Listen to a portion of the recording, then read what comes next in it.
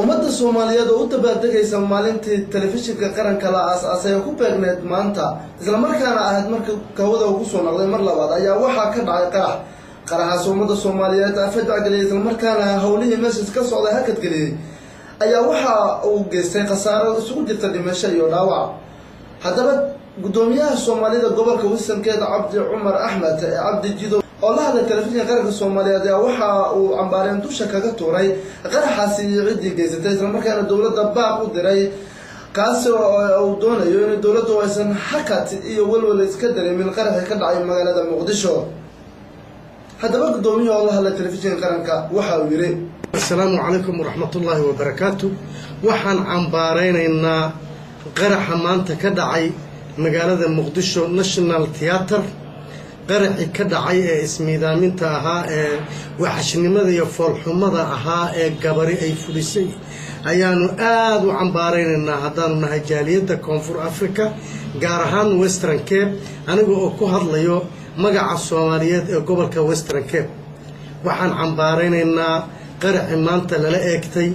dadkii u hambalyeynayay TV-ga qaranka Soomaaliyeed National Theatre ugu hambalyeynayay oo ugu horeeyo dadkii ku geestiir iyo xildhibaan Mawlid Macaane xildhibaan Professor Maxamed Umar Dalxa iyo dad kale oo fara badan oo ayaguna ku dhaawacmay oo gaaraya 30 qofood wariyayaal iyo dad maaragtay waxgal u ah bulshada Soomaaliyeed ayaa halkaas dhibaato dhimasho iyo dhaawac ay soo gaareen waxaanu cambaareynaa dibkaas lixaad leh ee lala soo maagay ama lala eegtay dadka sharaf kale ee Soomaaliyeed ee u hambalyeynayay TV-goodii sanad jirsaday ee la soo daayay sanadkii 1983 ayuu hawada soo galay TV-ga qaranka dibna wuxuu ugu soo laabtay 2011 dadkii ka shaqeeyay waxaanu leenahay dad guuleysta oo barwaaqooba Allah ka dhigo ummadda Soomaaliyeedna nabad iyo barwaaqo Allah isugu soo celiyo ammaanka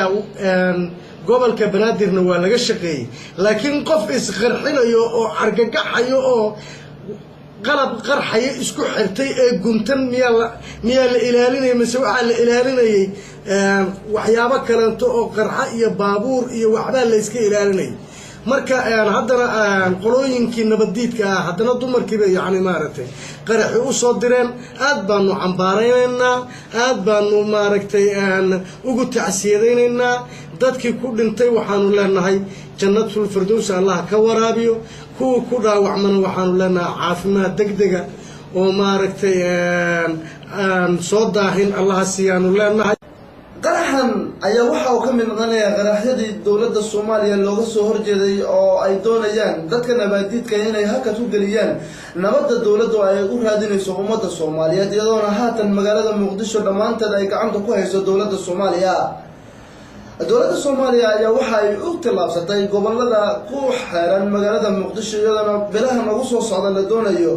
ama lagu fadhiyo ciidamada dawladda Soomaaliya in ay gacanta ku soo dhigaan gabi ahaan wadanka Soomaaliya abdulahi ibrahim dasar telefishinka qaranka Soomaaliya Cape Town South Africa.